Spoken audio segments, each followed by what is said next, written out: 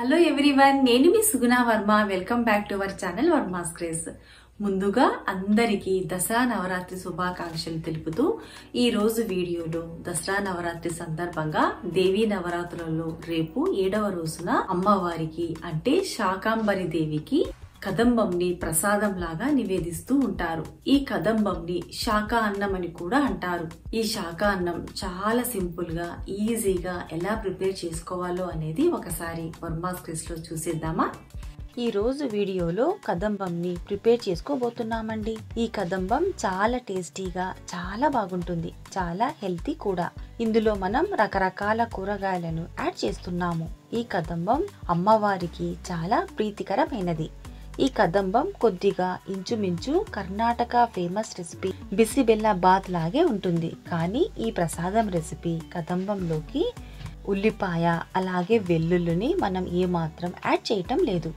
ఈ కదంబంని పులుసు అన్నం అని కూడా అంటారు. ఈ పులుసు అన్నంని మీకు కుక్కర్లో చేసి చూపిస్తున్నాను. మీరు కావాలనుకుంటే ఒక పెద్ద వెసల్లో విడివిడిగా ముందుగా పప్పు, తర్వాత బియ్యం అలాగే కూరగాయలను యాడ్ చేసి కుక్ చేసుకోవచ్చు. కుక్కర్లో అయితే బియ్యం, పప్పు అలాగే కూరగాయలను అన్నీ కలిపి ఒకేసారి చాలా క్విక్గా ప్రిపేర్ చేసుకోవచ్చు. చాలా ఈజీగా అయిపోతుంది. టేస్ట్ కూడా చాలా చాలా బాగుంటుందండి. ముందుగా మీరు ఎన్ని రకాల కూరగాయలను యాడ్ చేయాలి అని అనుకుంటున్నారో ముందుగా శుభ్రంగా కడిగేసుకొని చిన్న చిన్న ముక్కలుగా కట్ చేసుకొని పక్కన పెట్టేసుకోండి. అలాగే ఒక పెద్ద నిమ్మకాయ సైజ్ అంతా చింతపండును తీసుకొని శుభ్రంగా వాష్ చేసుకున్న తర్వాత సరిపడా నీళ్లను పోసి పక్కన పెట్టేసుకోవాలి. ఇప్పుడు ఒక వెడల్పాటి కుక్కర్ని తీసుకొని అందులోకి 1 కప్ దాకా రైస్ ని యాడ్ చేసుకోండి. అలాగే ఇందులోనే అదే కప్పుతో 1/2 కప్ దాకా కందిపప్పును యాడ్ చేసి ఈ బియ్యాన్ని పప్పుని 2 లేక 3 సార్లు వాష్ చేసుకున్న తర్వాత మనం ఏ కప్పుతో అయితే బియ్యాన్ని పప్పుని కొలుచుకున్నామో అదే కప్పుతో 5 కప్పుల దాకా వాటర్ ని యాడ్ చేసుకోండి. ఇందులోకి 2 టేబుల్ స్పూన్ దాకా ఉప్పు, 1/2 టీ స్పూన్ దాకా పసుపుని యాడ్ చేసి ఈ బియ్యాన్ని పప్పుని 1 గంట పాటు రెస్ట్ ఇవ్వండి. ఈ లోపు మనం మీకు నచ్చిన కూరగాయల్ని కట్ చేసుకోవచ్చు. 1 గంట తర్వాత ఇక్కడ బియ్యం అలాగే పప్పు చక్కగా సోక్ అయినాయి. ఇలా సోక్ చేసుకోవడం వల్ల పప్పు అలాగే బియ్యం సమంగా కుక్ అవుతాయండి. నెక్స్ట్ ఇందులోకి వెజిటబుల్స్ ని వేసి 3 కలిపి కుక్ చేసుకోవాలి. ఇక్కడ మీరు రకరకాల కూర ముక్కల్ని తీసుకోవచ్చు. కానీ కాకరకాయ, ఉల్లిపాయ, వెల్లుల్లి, బెండకాయ తప్ప మిగిలినవన్నీ తీసుకోవచ్చండి. బెండకాయ యాడ్ చేయటం వల్ల పులుసన్నం కొద్దిగా జిగురు వస్తుంది. నేనిక్కడ వెజిటబుల్స్ ని కప్తో కొలిచి చూపిస్తున్నానండి. వెజిటబుల్స్ కి ఏమీ పర్ఫెక్ట్ కొలత అలా ఏమీ లేదండి.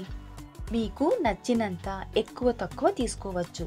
ముందుగా 1 కప్ క్యారెట్, 1 మునక్కాడ, క్యాప్సికం, గుమ్మడికాయ ముక్కలు అలాగే సోరకాయ, 1/2 కప్పు పచ్చిమిర్చి, పచ్చి బఠానీలు, దోసకాయ, పచ్చి అరటికాయ ముక్కలు. ఇవి కదంబంలో మంచి రుచిని పెంచుతుంది. బూడిద గుమ్మడికాయ ముక్కలు, 1 కప్ నిండుగా టమోటా ముక్కలు.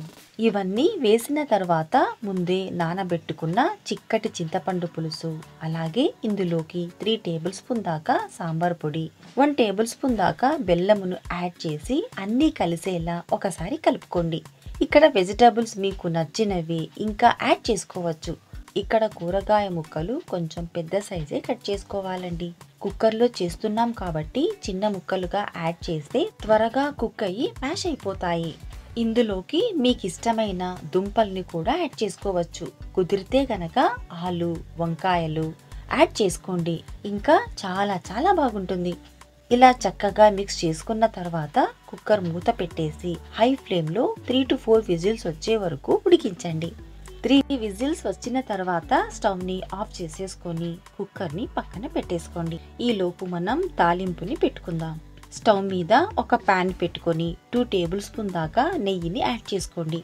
నెయ్యి గుమగుమతో కదంబం మరింత రుచిగా ఉంటుంది. నెయ్యి కరిగిన తర్వాత ఇందులోకి 1 టీ స్పూన్ ఆవాలు, 1 టీ స్పూన్ జీలకర్ర, 2 టేబుల్ స్పూన్ దాకా పచ్చిశనగపప్పు అలాగే 2 ఎండుమిర్చిని ఇలా తుంచుకొని యాడ్ చేసుకోండి. నెక్స్ట్ 2 రెమ్మల కరివేపాకుని యాడ్ చేసి లో ఫ్లేమ్ లో కరివేపాకుని క్రిస్పీగా అయ్యే వరకు ఫ్రై చేసుకున్న తర్వాత స్టవ్ ని ఆఫ్ చేసేసుకొని హాఫ్ టీ స్పూన్ దాకా ఇంగువ, అలాగే గుప్పెడు కొత్తిమీరను యాడ్ చేసి పక్కన పెట్టేసుకోండి. కుక్కర్ పూర్తిగా చల్లారిపోయింది. ఇప్పుడు మూత తీసి చూద్దామండి మన కదంబం ఎలా ఉందో. చాలా ఎక్సలెంట్గా కనిపిస్తుంది కదా. ఇక్కడ అన్నం, పప్పు, అలాగే వెజిటబుల్స్ మరి ముద్దగా కాకుండా పర్ఫెక్ట్గా కుక్ అయింది. ఇక్కడ చూస్తేనే మనకు అర్థమైపోతుంది. ఇప్పుడు ఈ తాలింపుని ఈ కదంబం రైస్లోకి యాడ్ చేసి ఒక ఫైనల్ మిక్స్ ఇవ్వండి. అంతేనండి, అమ్మవారికి ఎంతో ప్రీతికరమైన 7వ రోజు ప్రసాదం ఇక్కడ రెడీ అయిపోయింది. సో పండగ రోజున ఏ మాత్రం హడావిడి లేకుండా చాలా సింపుల్గా ఈజీగా ప్రిపేర్ చేసుకొని అమ్మవారికి ఎంతో ప్రీతికరమైన నైవేద్యాలలో కదంబం ఒకటి. చాలా సింపుల్ రెసిపీ. కుక్కర్లో ప్రిపేర్ చేశాం కాబట్టి మరింత రుచిగా హెల్తీగా భలే బాగుంటుందండి. మీరు కూడా ఈ దేవీ నవరాత్రులలో తప్పకుండా ఈ ప్రసాదం రెసిపీ కదంబంని ఒకసారి ట్రై చేసి మీకు ఎలా కుదిరిందో మా వర్మా క్రేజ్లో కామెంట్ చేసి తెలపండి. మీకు ఈ వీడియో కానీ నచ్చినట్లయితే లైక్ చేసి మీ ఫ్రెండ్స్కి రిలేటివ్స్కి షేర్ చేయండి. మరి ఒక హెల్తీ అండ్ క్విక్ ప్రసాదం రెసిపీతో మళ్ళీ వర్మా క్రేజ్లో కలుద్దాం. టిల్ దెన్ బాయ్ బాయ్, మీ సుగుణ వర్మ.